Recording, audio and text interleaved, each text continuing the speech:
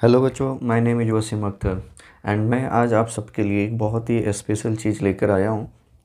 ये वीडियो देखने के बाद मुझे पूरा उम्मीद है और यकीन है कि आपकी कैलकुलेशन जितना है उससे सीधा 3 टाइम्स ज़्यादा हो जाएगा, क्योंकि मैंने कुछ बच्चों की डिमांड पे ये वीडियो बना रहा हूँ। और ये वीडियो बेसिकली हर क्लास के बच्चों के लिए है, 7 से लेकर 11-12 किसी भी क्लास में है या आप किसी कंपटीशन की तैयारी कर रहे हैं तो आपके लिए ये है। आपको ये वीडियो बिल्कुल देखनी चाहिए।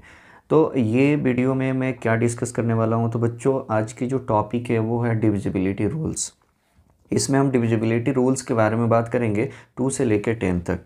तो सबसे पहले मैं आपसे यही कहूँगा कि जैसे मैं हर वीडियो में कहता हूँ कि आप प्लीज़ वीडियो को बिल्कुल कंप्लीट देखना, बीच से स्किप करके मत देखना, फिर कोई फ़ायदा नहीं है उससे। अगर आप देख रहे हो तो 2-4 मिनट और टाइम जो है अपना कंज्यूम करो और उससे कंप्लीट चीज़ें देखो। और अगर ये वीडियो आपको अच्छी लगे तो प्लीज़ कमेंट एंड लाइक करना ना भूलना और अपने दोस्तों में ज़रूर शेयर करना। तो चलो देखते हैं डिविजिबिलिटी रूल क्या क्या है। तो मैंने यहाँ पे बच्चों आपको दिख रहा होगा कि एक ये चार्ट मैंने ले रखा है। यहाँ पे 2 से लेकर और 10 तक मैंने नंबर्स पे डिविजिबिलिटी की बात करनी है सिर्फ। अगर इतना आप सही कर लोगे तो इससे भी काफ़ी ज़्यादा आपकी कैलकुलेशन सही हो जाएगा, क्योंकि जनरली जो है मैथ्स में ज़्यादातर या फिजिक्स में जब हम सॉल्व करते हैं कोई क्वेश्चन तो कहीं ना कहीं हमें ये चीज़ चेक करना पड़ता है कि ये नंबर इससे डिवाइड हो सकता है या नहीं। स्पेशली मैथ्स के लिए, फिजिक्स में थोड़े कम है बट मैथ्स में तो बहुत जगहों पे, जैसे 10th क्लास की बात करूँ तो अर्थमेटिक प्रोग्रेशन है। फिर इसी तरीके से अगर मैं बात करूँ तो रियल नंबर है, पॉलिनोमियल्स हैं, बहुत सारे नंबर हैं जहाँ पे बहुत ज़्यादा इसके यूज होते हैं। ओवरऑल तो पूरी मैथ्स में ही है। तो प्लीज़ देखते हैं एक एक करके और समझते हैं। और आपको ये चीज़ें याद भी कर लेने हैं जो इसमें रूल्स होंगे, डिविजिबिलिटी रूल्स, वो सारी रूल्स आपको अच्छे से समझकर याद कर लेना है। और जब भी आपके सामने ऐसे क्वेश्चन आए तो आप उसे सॉल्व ना करें, सीधा इस रूल के मदद से आप चेक करें। सबसे पहले बच्चों हम शुरू करते हैं 2 के बारे में बात करते हैं। तो 2 के लिए बहुत ही सिंपल कंडीशन है कि कोई भी नंबर 2 से डिवाइड तभी हो सकता है जब उसके लास्ट में इवन नंबर होनी चाहिए। ये फिक्स है बच्चों। तो अब आपको ध्यान में रखना है, जब भी आगे कभी आपसे कोई पूछे कि ये नंबर 2 से डिवाइड हो सकता है या नहीं। अगर मैं एग्जांपल के लिए एक एक दो दो एग्जांपल कराते चलूँगा, तो जैसे यहाँ मैं कहूँ कि 220 है या 224 है, 330, 375 है ना। तो बच्चों अब आपको यहाँ पे ये देखना है कि ये जो नंबर मैं यहाँ पे लिख रहा हूँ इसमें इवन नंबर है तो ये 2 से डिवाइड हो सकता है, और अगर इवन नंबर नहीं है तो फिर ये 2 से डिवाइड नहीं हो सकता है। तो अब आप यहाँ पे देख लो अच्छे से कि ये जो मैंने नंबर ले रखा है यहाँ पे लास्ट में 0 है, यहाँ पे 4 है, और मैंने एक नंबर आगे ये जो बोला था मैं 375, इसमें ये 5 है। तो इसका मतलब ये हुआ कि ये 375 2 से डिवाइड नहीं हो सकता है, बाकी नंबर 2 से डिवाइड हो सकते हैं बिकॉज लास्ट में है इवन। तो अब बात करते हैं बच्चों थर्ड से, सॉरी 3 से, मतलब कोई नंबर 3 से डिवाइड कब हो सकता है। तो इसके लिए एक कंडीशन है कि sum of its digit is divisible by 3। जैसे मैं एग्जाम्पल के लिए आपको मैं यहाँ पे एक नंबर ले लेता हूँ 243। अगर आप यहाँ पे 2 + 4 + 3 करोगे तो ये टोटल बच्चों हो जाता है 9, और 9 3 से डिवाइड हो जाएगा, मतलब 243 भी डिवाइड हो सकता है। तो जब भी आपको कोई नंबर मिले जो 3 से डिवाइड होगा या नहीं ये चेक करना है, तो सबसे पहले उसमें जितनी डिजिट्स हैं वो सबको सम करके 3 से चेक कर लें। अगर वो 3 से डिवाइड हो सकता है तो वो फिर बाकी वो नंबर भी 3 से डिवाइड हो सकता है। अब बात करते हैं 4 के लिए।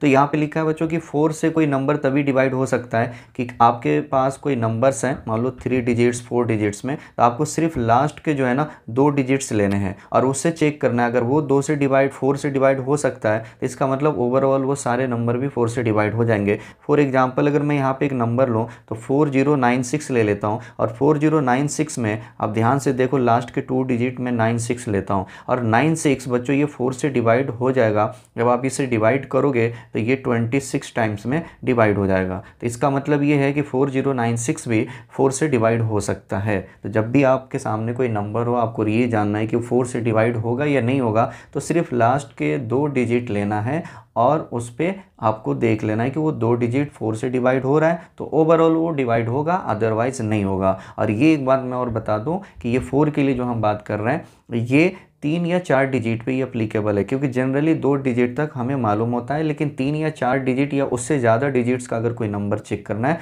तो फिर आप ये रूल अप्लाई कीजिएगा। बाकी 2 डिजिट पे तो ऐसे भी वैलिड है, और सिंगल डिजिट में तो कोई चेक करने की ज़रूरत ही नहीं, वो हमें याद होता है। अब बात करते हैं 5 की। तो 5 में बच्चों बहुत ही सिंपल है, सबसे आसान इसी की डिविजिबिलिटी रूल होती है 5 और 10 की, कि लास्ट में 0 और 5 है तो 5 से डिवाइड होगा, अदरवाइज नहीं होगा। बहुत सिंपल है। जैसे 120 है, 225 है, तो यहाँ लास्ट में 5 है, यहाँ 0 है, तो मतलब ये दोनों नंबर 5 से डिवाइड हो सकते हैं। बाकी इसके अलावा कोई भी नंबर 5 से डिवाइड कभी भी नहीं होगा। अब 6 की बात करते हैं, तो कोई नंबर 6 से डिवाइड तभी होगा जब वो 2 और 3 से डिवाइड होगा। तो ऑलरेडी हमने 2 3 की कंडीशन देख लिए। तो अगर आपको 6 से डिविजिबिलिटी चेक करनी है तो उस नंबर को आप पहले ये चेक कीजिए कि वो 2 और 3 से दोनों से डिवाइड होना चाहिए। नहीं कि कोई नंबर 2 से हो रहा है तो 3 से नहीं हो रहा है, तो इसका मतलब वो 6 से डिवाइड नहीं होगा, वो ओनली 2 से डिवाइड हो सकता है। लेकिन कोई नंबर है जो 2 और 3 दोनों से डिवाइड हो सकता है, तो फिर वही नंबर है जो आपके क्या नाम है, जैसे मैं यहाँ पे बात करूँ 216।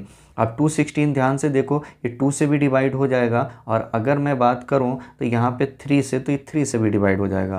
तो इसलिए ये 216 6 से भी डिवाइड हो सकता है। तो आप ऐसे चेक करोगे। अब बात करते हैं 7 के लिए। तो जो 7 से अगर कोई भी नंबर डिवाइड चेक करना है कि डिवाइड होगा या नहीं, तो आपको इसके लिए एक चीज़ समझने की ज़रूरत है कि सबसे पहले जो नंबर गिवन होंगे, सपोज कर लीजिए 7 के लिए मैं यहाँ पे एक नंबर ले लेता हूँ 343।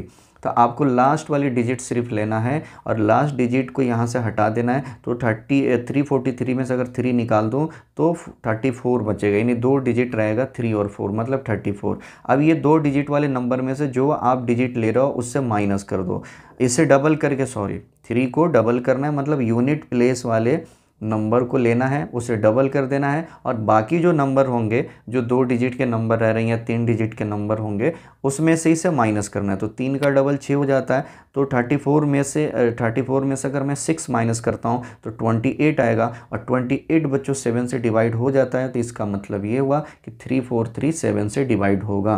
तो जब भी आपको ये चेक करना है कि कोई नंबर 7 से डिवाइड हो सकता है या नहीं, तो आपको क्या करना है, एक नंबर सामने आपके दिया रहेगा, उसका लास्ट डिजिट ले लेना है और उसको डबल करके रिमेनिंग डिजिट से बने हुए नंबर में से उसको माइनस करना है, और फिर चेक करना है अगर वो 7 से हो रहा है तो फिर वो 7 से होगा, अदरवाइज नहीं होगा।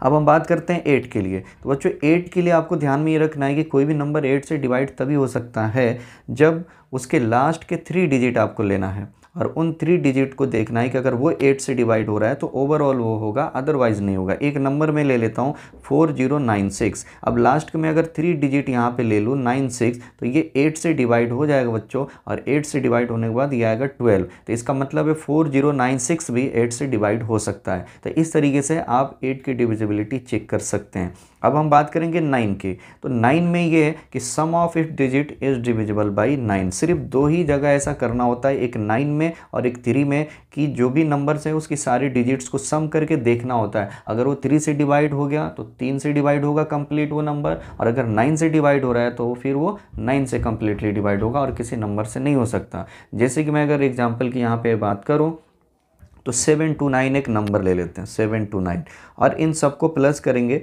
तो 2 + 7 + 9 अगर हम करते हैं तो ये हो जाएगा 18, और 18 बच्चों डिवाइड हो जाता है 9 से 2 टाइम्स में। इसका मतलब है 729 ये भी 9 से डिवाइड हो जाएगा। लास्ट में है बच्चों ये 10 से। तो 10 के लिए आपको एक ही बात याद रखनी कि लास्ट में होना चाहिए 0, बाकी उससे पहले कुछ भी है ना, कोई प्रॉब्लम नहीं, बस एंड में अगर 0 है तो 10 से डिवाइड हो जाएगा। मैं उम्मीद करता हूँ कि ये वीडियो आपको समझ में आई होगी, और जो भी कंडीशन मैं इसमें लेके आया हूँ या जो भी मैं बताया था इस वीडियो के अंदर वो आप समझ चुके हैं। और अब अगर आपने समझ लिया है तो थोड़ा सा प्रैक्टिस करें और इस रूल्स को याद करें, और जब भी आप मैथ्स में वर्क करें तो जहाँ जहाँ डिविजिबल करने की ज़रूरत हो, सिर्फ आपको चेक करना है कि डिवाइड हो सकता है या नहीं, तो वहाँ पे इस डिविजिबिलिटी रूल को अप्लाई करें और अपने प्रैक्टिस में इसे रखें। फिर ये हमेशा के लिए याद रहेगा, और अपनी कैलकुलेशन को फास्ट करें। फिर हम मिलते हैं किसी दूसरी वीडियो में, तब तक आप इसी तरह पढ़ाई करें, मेहनत करो, आगे बढ़ने की कोशिश करें।